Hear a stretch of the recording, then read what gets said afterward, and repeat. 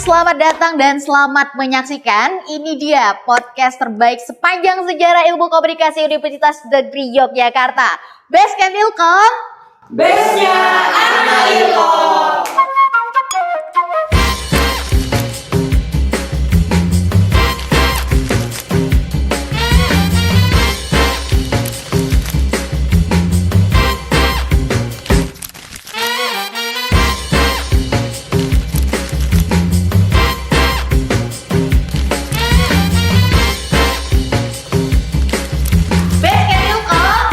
Base-nya anak Ilkom.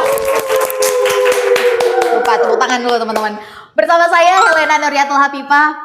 Kalau teman-teman ada yang belum kenal, salam kenal. Dan di Basecamp Ilkom kali ini teman-teman udah lihat ya, sebelah kanan dan sebelah kiri itu sudah merepresentasikan anak Ilkom banget gitu ya. Nah, artinya apa teman-teman? Di Basecamp Ilkom kali ini dihadirkan oleh teman-teman media angkatan 2022. Boleh tepuk tangan?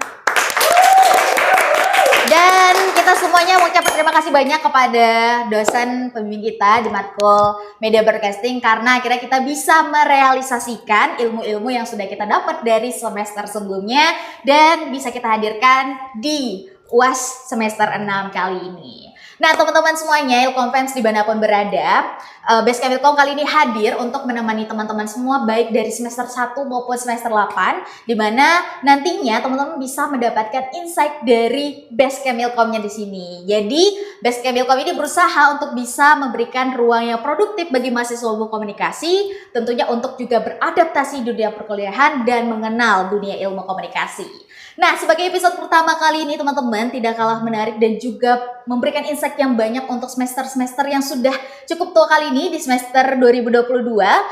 Helena akan mengundang salah satu narasumber yang luar biasa cantiknya, kemudian juga punya senyum yang anggun, berkarisma, yang alhamdulillah kemarin udah sidang. Teman-teman boleh tepuk tangan dulu.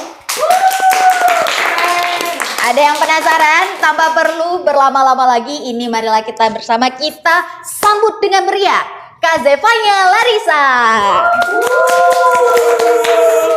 Halo. Halo Kaknya. Gimana kabarnya Kaknya? Baik, Helena gimana kabarnya? Alhamdulillah baik. Apakah sudah pusing?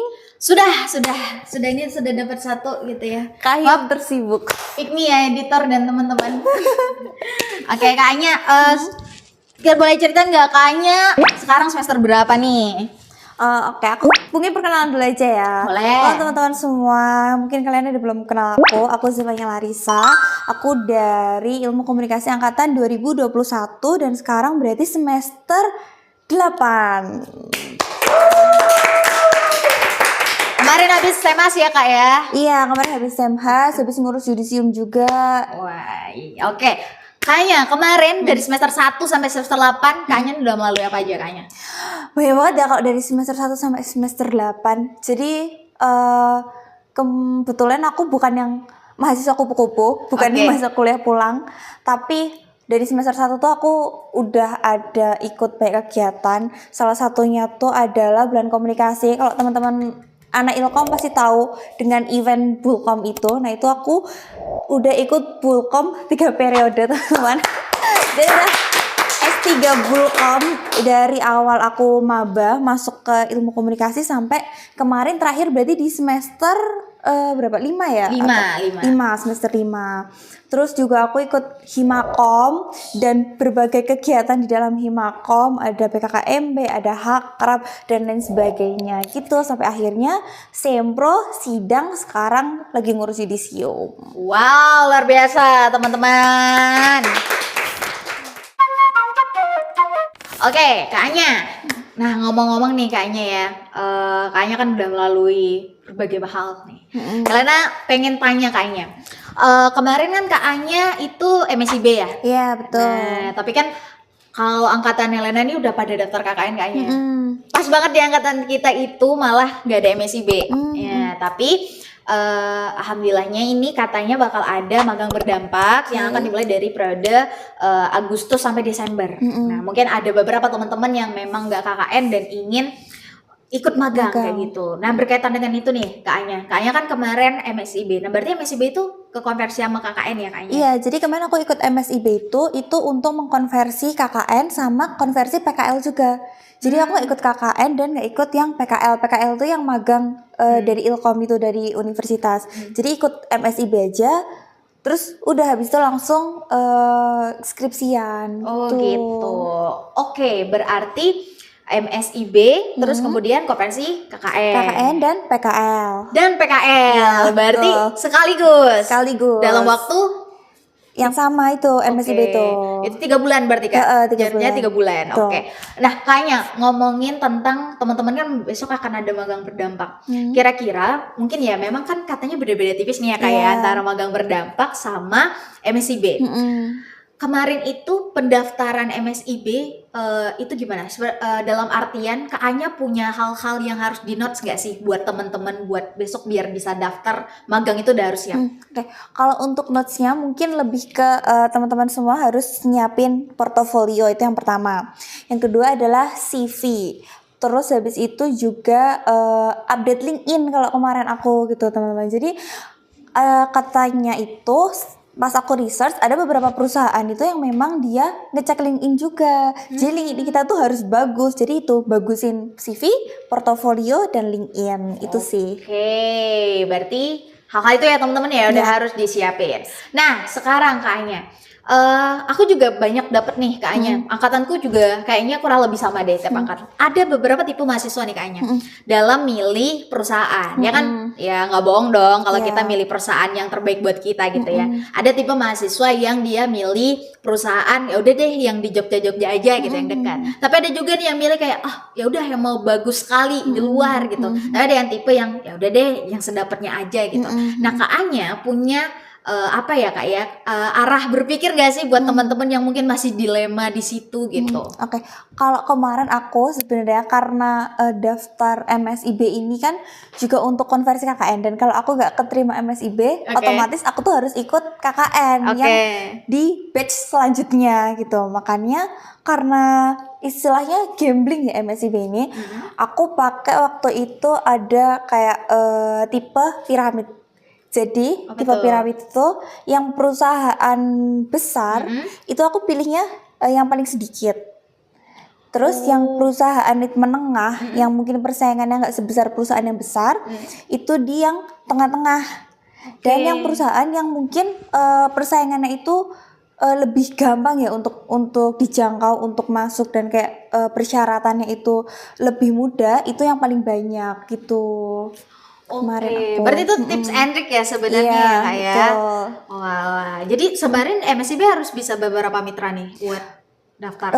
Kalau kemarin aku itu 22 mitra. 22 mitra. Iya. Oke, berarti kakak menggunakan segitiga. Iya, piramid itu. Jadi dari perusahaan besar, menengah, terus yang perusahaan yang kemungkinan untuk masuknya itu besar gitu, yang persaingannya mungkin lebih sedikit lah, lebih gampang. Editor tolong tambah piramid ya di belakang.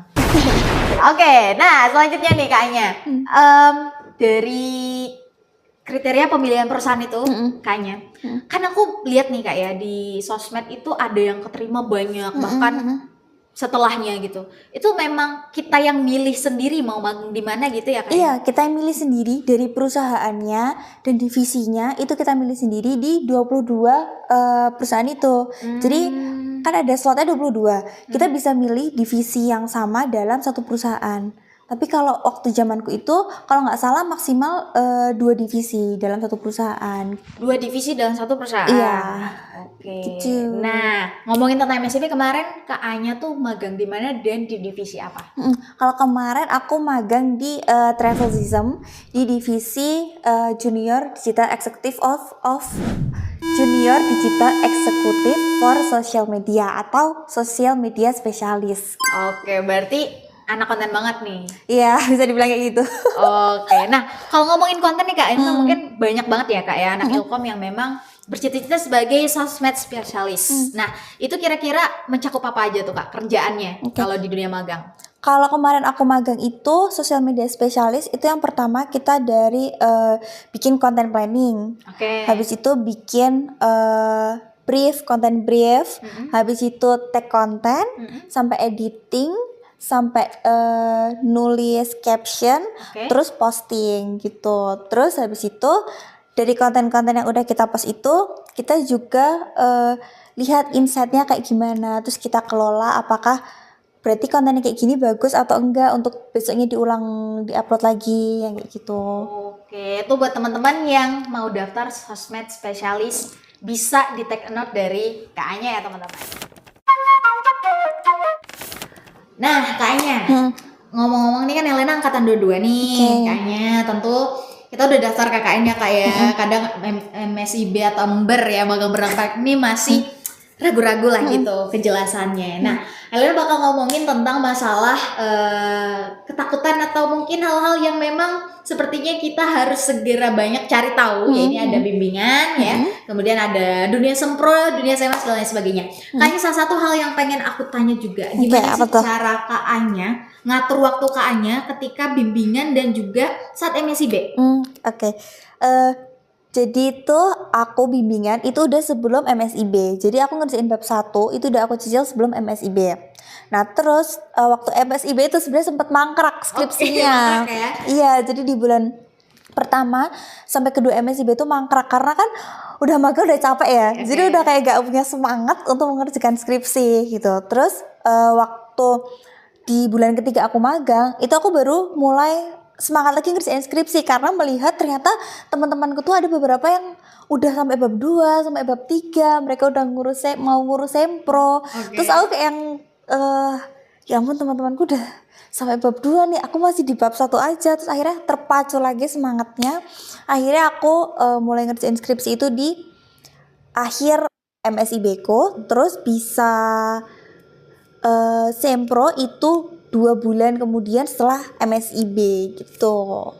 Oke, berarti aku bisa nangkep kalau misalkan kayaknya dipacu temen sangat ngaruh ya kayaknya. Sangat ngaruh, apalagi lihat teman-teman udah pada sempro, udah pada sidang, itu kayak mereka aja udah pada sempro, udah pada sidang. Aku masih Netflix kan di rumah, nggak boleh kayak gini. Berarti sarannya buat teman-teman magang kan tapi harus siap dicicil gitu Iya, ya. harus dicicil tuh. Gitu, Ilkom Pem, teman-teman semua. Nah, selanjutnya nih kayaknya kan kita sambil bimbingan. Ketika kita sampai bimbingan, kan kita nanti bakal sempro ya kak ya. Nah itu masih asing sih kak di beberapa telinga. Dan aku juga ya sebenarnya. Ketika kita sampai sempro, itu bimbingan skripsi kita tuh harus sampai mana kak? Kemudian kita harus daftar apa gimana? Nah itu gimana tuh?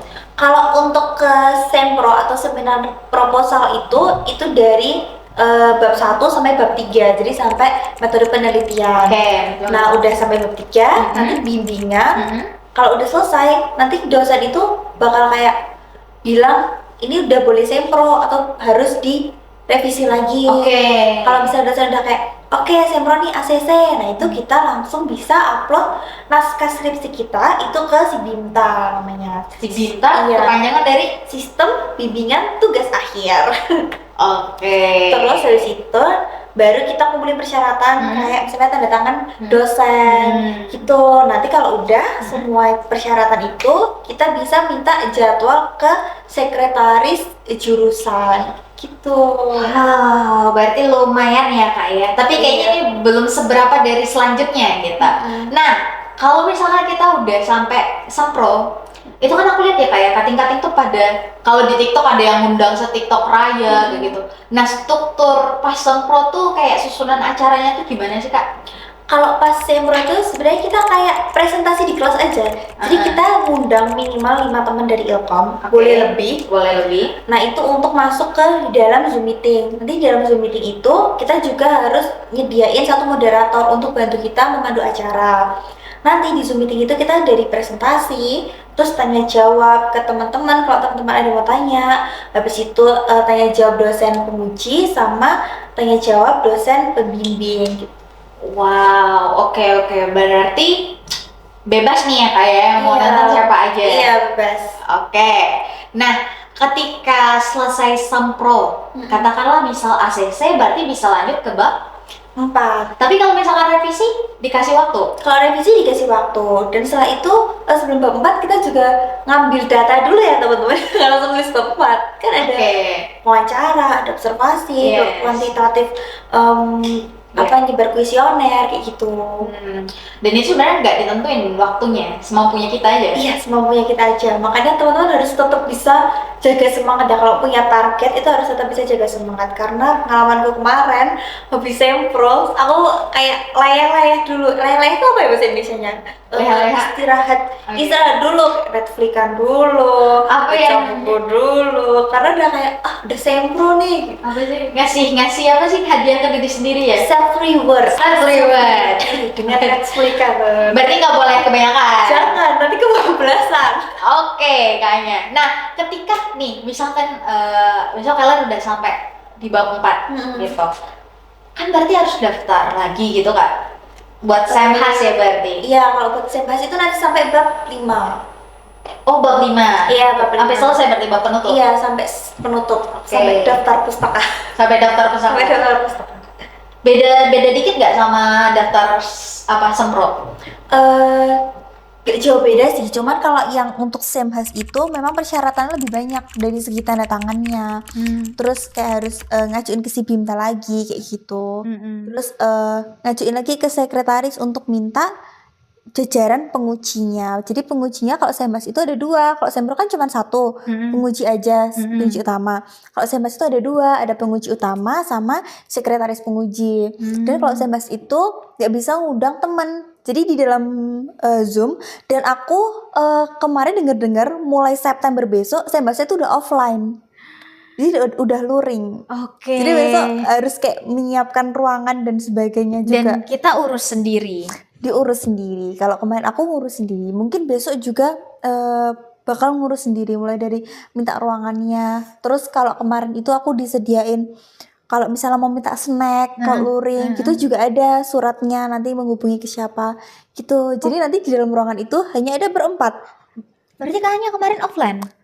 Aku masih online. Masih online. Per September akan jadi offline kalau kemarin dengar-dengarku. Wow. Gitu. Jadi semangat ya teman-teman semuanya. Jadi dalam ruangan itu bakal ada kalian, dosen penguji, sekretaris penguji, dan dosen pembimbing. Oke. Doang.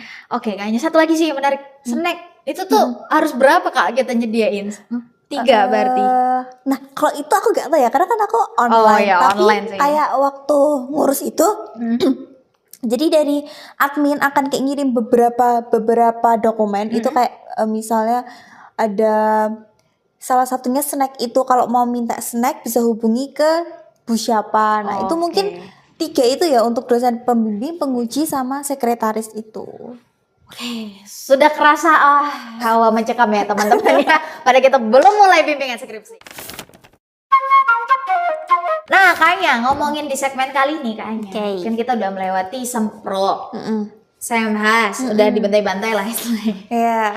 Kita akan selanjutnya itu adalah yudisium. Iya. Ini tuh aku tuh dulu sering banget ngurusin yudisium ya Kak, tapi aku nggak tahu Kak, yudisium tuh apa sih sebenarnya Kak?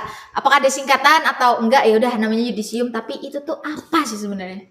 Sebenarnya kalau singkatan nggak tahu ya. Nggak tahu ya. Kepanjangan nggak tahu. Cuman setahu aku yudisium itu kayak untuk ngasih tahu kelulusan kita, apakah kita lulus atau enggak itu dari fakultas gitu. Jadi kayak pengumuman kelulusan lah yudisium itu. Terus baru wisuda itu nanti untuk perayaannya gitu. Oke, berarti nah kalau misalkan daftar wisuda itu ada keurus di yudisium apa beda lagi? Kalau waktu zamanku ya, alias baru kemarin ini, itu ngurus yudisium itu nanti akan kita suruh bayar untuk toga juga, untuk toga dan untuk IKA. Nah itu udah sekalian nanti ke pendaftaran wisuda gitu. Oke, berarti nah kira-kira di tahun KA-nya tuh berapa habisnya Kak kalau buat bayar kayak gitu? Kalau aku kemarin untuk yang pembayaran IKA itu 150.000, terus untuk yang pembayaran toga itu 350. Jadi totalnya 500.000 lah untuk ngurus daftar yudisium sama wisuda itu. Bolak-balik gak sih Kak yang kayak kalau salah tadi kan ada apa? Harus mendaftarkan artikel kayak gitu? Iya, kalau misalnya kalian pernah dengar orang tuh suka bilang kayak ngurus yudisium itu lebih capek daripada sidang daripada ngurus sidang, dan itu sangat betul. Itu sangat betul. Oke. Karena aku kayaknya ada kali 2 minggu ngurus yudisium itu, karena kan kita harus minta tanda tangan dosen, dan dosen itu nggak cuma satu tapi tiga-tiganya kan, Tiga-tiganya. dan harus janjian sama ketiga dosen itu. Kalau misalnya dosen A nggak bisa hari itu, ya besok kita harus ke kampus lagi. Oke. Sampai semua ke kumpul. Terus itu juga kita harus ngurus kayak bebas admin prodi, itu dengan ngumpulin artikel nanti ke email prodi. Terus harus ada bebas pustaka ini yang lumayan agak rumit karena itu kan dari perpus UNY pusat ya, jadi persyaratannya agak lumayan banyak, sampai nanti akhirnya kita bakal kasih buku sumbangan ke perpustakaan. Oke. Gitu. Terus nanti banyak lah pokoknya yudisium itu. Tapi kalau bebas pustaka nih kayaknya ya, bebas pustaka itu berarti artian kita bikin artikel versi skripsinya kita. Kalau yang bebas pustaka itu untuk yang perpustakaan. Perpustakaan. Iya, jadi nanti ada di linknya library UNY. Oke. library.uny.ac.id. Nah, itu bakal ada kayak persyaratan bebas pustaka apa aja yang harus dilampirin. Itu harus dilampirin semua. Habis itu nanti itu bakal kita tunggu diverifikasi dari kalau verifikasinya itu dari perpusvis. Terus nanti habis itu kalau udah terverifikasi, nanti kita bakal ke perpus yang pusat, ke digital library. Itu buat ngasih buku sumbangan.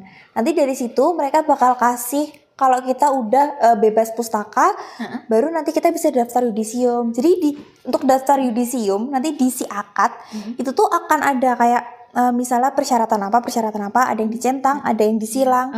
Kalau udah tercentang semua, itu baru kita bisa daftar yudisium. Sedangkan kalau misalnya ada yang masih masih silang, itu kita belum bisa daftar. Gitu. Kalau untuk daftar yudisium nih, itu ribet nggak Kak? Kayak ngisi biodata doang, apa kayak ngechecklist ya tadi daftar pustaka tadi gitu? Kalau untuk menuju ke pendaftarannya itu yang menurut aku lumayan ribet, karena ya itu tadi, misalnya bebas pustaka tuh cuman untuk bebas pustaka, tapi di bawah itu tuh kayak ada yang harus menuju ke situ, harus ngurus ini baru ke bisa bebas pustaka. Bebas admin harus ngurus ini baru ke bebas admin. Tapi kalau itu semua udah kekumpul, untuk daftar yudisium aja mudah sih menurutku, karena kemarin aku kayak gitu. Jadi sebelum buka pendaftaran, yang berkas-berkas administrasi ini udah aku kerjain semua, jadi udah kekumpul. Jadi waktu pas pendaftaran yudisium, aku nanti tinggal ngumpulin aja berkas yang kemarin udah aku cari sama ngisi formulir pendaftaran di si akad gitu. Oke, mungkin nambah dikit lagi ya teman-teman ya. Ini kayaknya penting juga sih kayaknya. Kan ada nih target ketika kita tahu wisuda Mei, kita tahu wisuda di bulan September misalkan kayak gitu. Karena pertanyaan aku adalah ketika kita udah ngurus semhas kayak gitu ya. Misal aku selesai di bulan Mei gitu, Mei awal gitu. Ternyata dikatakan aku tidak bisa selesai mengurus yudisium sebelum wisuda. Itu ada tenggat gak sih batas yudisiumnya itu hamin berapa wisuda? Ada. Berapa kemarin tuh? aku kayak gitu. Oh, kayak gitu. Aku tuh sebenarnya ngejar wisuda di bulan Mei akhir kan, tanggal 30. Tapi aku sidang itu di tanggal 14. Sedangkan batas penutupan yudisium itu di tanggal 15. Akhirnya gak kejar ikut yudisium di bulan Mei itu. Karena kalau mau wisuda di bulan itu, yudisiumnya pasti akan dimajuin. Gitu. Makanya akhirnya aku ikut yudisium di bulan depannya, alias sekarang ini. Itu nanti pendaftaran penutupannya itu kalau nggak salah di tanggal 26. 26? Ini Juni. Juni ini. Iya. Untuk September tadi. Untuk wisuda Agustus. Wisuda Agustus. Iya, wisuda. Jauh ya, Kak? Iya, makanya itu. Makanya kan karena kemarin sidangnya Mei, ngejarnya Mei kan. Oh iya. Tapi ternyata nggak kekejar, akhirnya ya udah. Oke, berarti itu catatan buat teman-teman semua ya, guys. Kadang jangan bermalas-malasan tadi. Jangan malah Netflix kan. Oke. Harapannya dengan ada podcast ini Kak Anya, teman-teman di rumah tuh udah tahu ya seberapa mencekamnya perurusannya. Nah, Kak Anya, tadi kan Kak Anya udah ngobrolin banyak nih. Saya alhamdulillah ya, katanya kan free lah ya Kak ya. Nah, dari MSIB kemudian sambil bimbingan, skripsi dan lain sebagainya, Kakaknya ini ada nyambi dapat kerjaan nggak Kak? Sampai ya paling kan ini udah nyantai nih tinggal nunggu Agustus kayak gitu. Iya. Kebetulan aku nyambi kerja sih kemarin waktu ngerjain skripsi. Jadi habis MSIB, puji Tuhannya terus dapat tawaran kerja, tapi untungnya itu dia hybrid. Jadi aku nggak tiap hari ke kantor. Oke. Gitu. Jadi masih bisa lah di nyambi buat skripsian gitu. Sampai gongnya itu waktu sebelum sidang itu kerjaannya lumayan banyak kan. Nah, terus akhirnya karena menurutku kayaknya gak akan bisa fokus sidang, apalagi waktu itu notes-nya adalah aku mau ngejar di Mei itu. Oke. Notes-nya itu karena takutnya gak kejar, akhirnya aku sempat break kerja dulu. Terus aku ngurus sidang segala macam sampai akhirnya kemarin selesai ngurus yudisium. Puji Tuhan dapat panggilan lagi Dapat dari panggilan yang lagi. kemarin kerjaan itu. Oke. Untuk aku di content creator kan, jadi Yes. untuk bikin konten kayak Mbak ayo bikin konten lagi yuk gitu. Terus akhirnya karena semua urusannya udah selesai, terus aku balik kerja lagi baru kemarin ini. Oke, kembali boleh dong tepuk tangan buat Kakaknya. Sangat diidamkan udah langsung dapat kerja ya teman-teman. Nah, Kakaknya, aku pengen tanya satu lagi yang aku penasaran nih. Kita kan ada strategi sama media nih Kakaknya. Dan teman-teman kan ngambilnya itu ya harapannya bisa linear kerjanya sama sana. Iya. Tapi menurut Kakaknya nih setelah Kakaknya terjun di dunia magang, terjun di dunia kerja, menurut Kakaknya strategi sama media ini bakal saling berkaitan atau ya udah ini kan Kakaknya content creator ya, itu kan. Iya. Nah itu bisa dikatakan strategis banget atau media banget atau gimana tuh Kakaknya? Kalau aku pribadi ya, kalau di content creator itu menurut aku kedua itu sangat berkaitan ya. Karena aku kan juga ngedit video, Iya. bikin video, itu Iya. untuk medianya. Oke. Untuk strategisnya aku merancang gimana nih caranya biar kontennya itu booming, gimana caranya biar untuk marketing kontennya juga kayak gitu. Jadi menurutku strategis dan media itu bisa berkaitan sih kalau di dunia pekerjaan. Oke, kalau gitu. Nah, itu ya teman-teman ya, dimanapun teman-teman melakukan pekerjaan, strategi sama media itu saling berkaitan. Jadi kita strategi sama media itu bestie banget teman-teman. Bestie. Karena waktu kita juga nggak banyak nih kayaknya. Boleh dong Kak Anya ngasih pesan atau closing statement nih buat teman-teman baik dari semester 1 maupun semester 8. Kan nih kayaknya mau lulus juga nih ya kayaknya ya. Ini bisa menjadi dokumentasi terakhir juga nih kayaknya. Sedih banget. Aduh. Nah boleh dong kayaknya disampaikan ke teman-teman Ilkomfems. Kayak buat Ilkomfems semuanya, pesanku adalah tetap jaga semangat untuk kalian semua, baik kalian yang mau KKN, mau magang, atau teman-temanku yang lagi ngejar sidang, ngejar yudisium, ngejar wisuda di bulan Agustus, atau untuk teman-teman yang masih semester 1 yang lagi pusing-pusing UAS ya ini. Iya. Tetap semangat aja, jaga semangat untuk semuanya, jaga kesehatan, jangan lupa minum air putih yang banyak karena itu penting. Apalagi ya, udah sih itu aja. Mungkin say hi sama ke Ilkoman atau ke dunia kampus ini. Ini aja sih menurut aku, kalian juga harus banyak-banyak tanya ke orang untuk misalnya ada program yang ember itu magang merdeka magang berdampak atau teman-teman lagi ngurus yudisium itu menurut aku memang kita harus banyak-banyak cari tahu, banyak-banyak tanya ke siapapun, boleh ke fakultas, boleh ke admin prodi, boleh ke teman-teman gitu, karena kalau kita cuman kayak diem aja minta ada informasi yang masuk itu kita nggak akan bisa maju lah gitu teman-teman. Betul. Oke, boleh dong tepuk tangan untuk teman-temannya Kakaknya. Kalau udah sampai closing statement ya kita semua juga akan berakhir teman-teman. Namun kita juga mau ucapkan terima kasih banyak untuk narasumber kita yang luar biasa kayak jauh-jauh gitu ya dari kerjaannya juga melipir ke sini untuk membantu kita semua. Oke teman-teman, itu tadi podcast di Best Ilkom episode 1 ya, ini bagaimana berbicara tentang semester tua gitu ya. Terima kasih pada Kak Anya yang telah menjelaskan poin-poin penting bagi teman-teman, harapannya teman-teman Ilkomfems khususnya angkatan semester 6, semester 7, semester 8 untuk bisa mengambil insight yang menarik ataupun insight-insight yang penting untuk teman-teman semua. Oke, mungkin itu aja teman-teman di podcast kita kali ini.